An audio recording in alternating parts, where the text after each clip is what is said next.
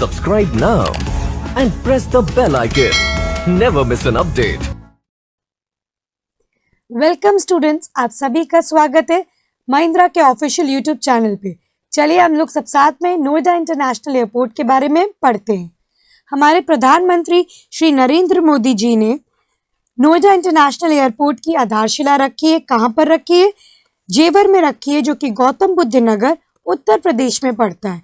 किस दिन रखी है?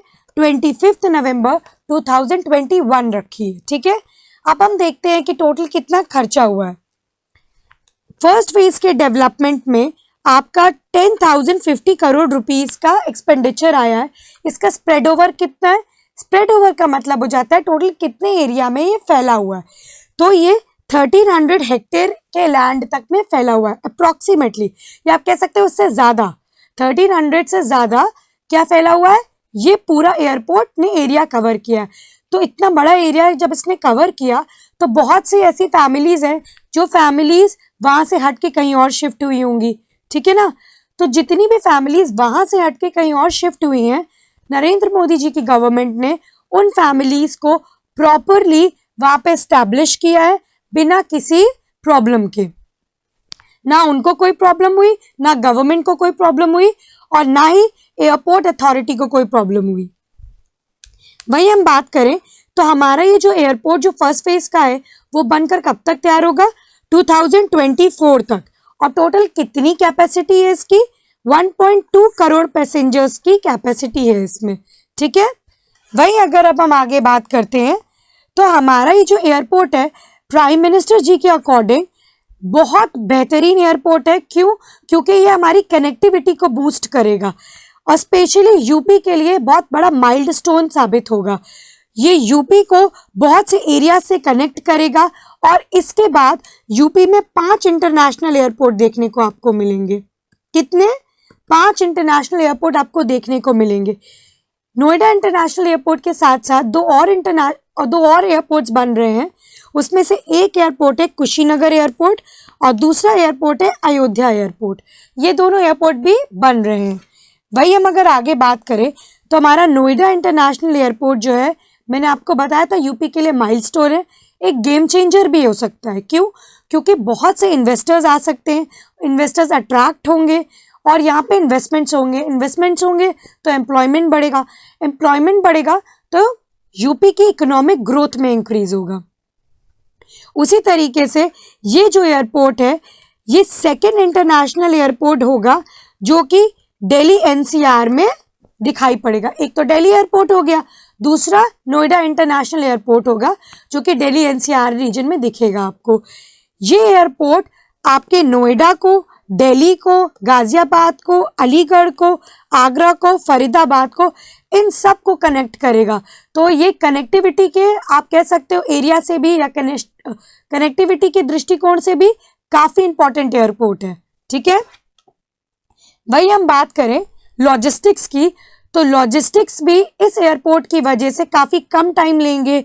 आप कह सकते हैं ऊपर से यूपी का पोटेंशियल काफ़ी इंक्रीज हो जाएगा और यूपी जो है वर्ल्ड लॉजिस्टिक मैप में भी दिखाई देने लगेगा। आगे चेक करें तो हमारा ये वो पहला इंटरनेशनल एयरपोर्ट बनेगा इंडिया के अंदर, फर्स्ट इंटरनेशनल एयरपोर्ट बनेगा, या आप कह सकते हो फर्स्ट टाइम ऐसा एयरपोर्ट बनेगा जो कि integrated multi modal cargo hub होगा। कार्गो हब का क्या मतलब? कार्गो बेसिकली वो कंटेनर एरियाज होते हैं या वो कंटेनर्स आप कह सकते हो जिसके अंदर सामान रखा जाता है, या कोई भी हो सकता है, बहुत बड़े बड़े सामान भी कार्गो में रखे जाते हैं। एक एयरपोर्ट से दूसरे एयरपोर्ट तक भी सामान पहुंचाया जाता है कार्गो के थ्रू, या एक टर्मिनल से दूसरे टर्मिनल में, या आप कह सकते हो एयरपोर्ट से रेलवे स्टेशन में भी कार्गोज पहुंचाए जाते हैं। ठीक है, तो ये integrated multi modal cargo hub बनेगा। यहाँ पर टोटल कैपेसिटी कितनी है? 20 मीट्रिक टन की तो रेगुलर कैपेसिटी है, पर जिस तरीके से हमारे मोबाइल में एक्सपेंडेबल मेमोरी होती है उसी तरीके से इस एयरपोर्ट की भी आप कह सकते हो एक्सपेंडेबल फीचर है जो कि 80 मीट्रिक टन तक एक्सपैंड हो सकता है। ठीक है, वही हम बात करें तो इस एयरपोर्ट की वजह से आपको सीमलेस मूवमेंट दिखेगी। सीमलेस मूवमेंट मतलब कहीं पे भी रुकना नहीं पड़ेगा आपको, क्योंकि इस एयरपोर्ट ने सारे के सारे ट्रांसपोर्ट्स को आपस में कनेक्ट करके रखा है। जिसकी वजह से आपको यहाँ पे इंडस्ट्रियल ग्रोथ भी देखने को मिलेगी धीरे धीरे। आपको यहाँ पे नेशनल और इंटरनेशनल मार्केट के बीच में एक लिंक भी देखने को मिलेगा। आगे आने वाले समय में आप देखेंगे कि जो नेशनल मार्केट के प्रोडक्ट्स हैं, इस मार्केट की वजह से, या आप कह सकते हैं इस एयरपोर्ट की वजह से, वो इंटरनेशनल मार्केट में बहुत इजीली जा सकते हैं।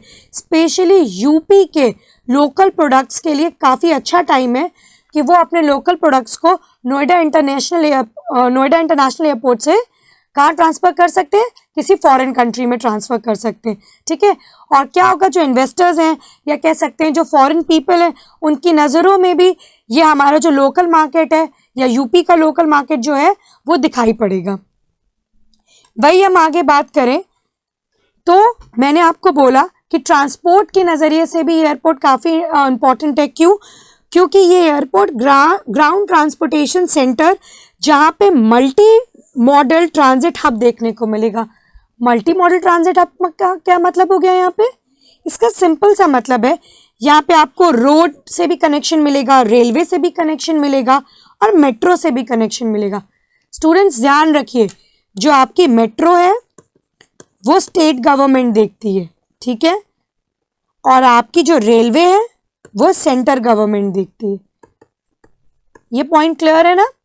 तो यहाँ पर रोड से कैसे, मतलब यहाँ पे आपको टैक्सी सिस्टम दिख जाएगा, यहाँ पे आपको बस स्टेशन पास में कनेक्टिविटी में दिख जाएगा, रेलवे में आपको किसी रेलवे स्टेशन से इस एयरपोर्ट का डायरेक्ट कनेक्शन दिख जाएगा। वहीं ये दिल्ली मेट्रो से कनेक्टेड रहेगी डायरेक्ट, और दिल्ली एयरपोर्ट से मेट्रो के थ्रू डायरेक्ट कनेक्टेड रहेगी। ठीक है, तो अब इसके बारे में हम लोग थोड़ा सा डिटेल पढ़ते हैं।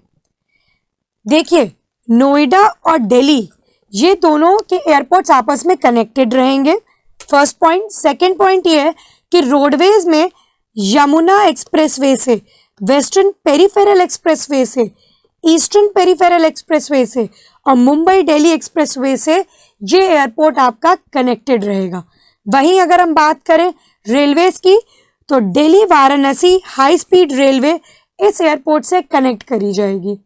ठीक है, और दिल्ली एयरपोर्ट से इस एयरपोर्ट तक आने में आपको 21 मिनट्स लगेंगे। मतलब अगर आप दिल्ली से इस एयरपोर्ट तक आना चाहते हैं तो सिर्फ 21 मिनट में आ सकते हैं। देख रहे हैं, 21 मिनट्स कितना कम टाइम है। वही हम अगर आगे बात करें तो ये एयरपोर्ट एनवायरनमेंट के दृष्टिकोण से भी बहुत इंपॉर्टेंट है। कैसे, चेक करते हैं। ये पहला एयरपोर्ट इंडिया में है जो कि नेट जीरो इमिशन एयरपोर्ट कहलाएगा। मतलब इसके कंस्ट्रक्शन के टाइम पे आप देख रहे हैं कि हम एनवायरनमेंट को हार्म नहीं पहुंचा रहे। ऐसा कैसे हो सकता है? जब 1300 हेक्टेयर की ज़मीन हमने ले रखी है तो वहाँ पे ट्रीज भी तो होंगे, वहाँ पे बहुत सारी स्पीसीज भी तो होंगी। बिल्कुल सही, वहाँ पर आप ट्रीज भी देखेंगे, आप स्पीसीज भी देखेंगे, बट ये ट्रीज और स्पीसीज जो है इनको कंजर्व करेगा। इनको कौन कंजर्व कर रहा है? एनआईए। एनआईए कौन है? Noida international airport. Noida international airport क्या कर रही है, ये जितने भी ट्रीज यहाँ पर थे, इन ट्रीज को यहाँ से हटाकर जाकर एक दूसरी जगह पे प्लांट कर देगी, और इस तरीके से प्लांट करेगी कि वो आगे चल के फॉरेस्ट पार्क के रूप में दिखाई देने लगे। और वहीं पर जो यहाँ पर छोटी छोटी स्पीसीज पाई जाती थी, जो यहाँ की नेटिव स्पीसीज थी, उनको वहाँ पर वो स्टैब्लिश करेंगी। ये पॉइंट क्लियर है? आप सब ने अभी ये देखा कि ये एयरपोर्ट कितना इंपॉर्टेंट एयरपोर्ट है। ये एयरपोर्ट आपको इकोनॉमिक दृष्टिकोण से भी इंपॉर्टेंट दिख रहा है, एनवायरनमेंट के दृष्टिकोण से भी इंपॉर्टेंट है, ठीक है ना, ट्रांसपोर्ट कनेक्टिविटी के दृष्टिकोण से भी इंपॉर्टेंट है, और अगर हम बात करें तो यूपी के लिए गेम चेंजर भी दिखाई पड़ रहा है। आप सब हमारे साथ ऐसे ही जुड़े रहिए, हमें लाइक करिए, शेयर करिए और सब्सक्राइब करिए। Subscribe now and press the bell icon. Never miss an update.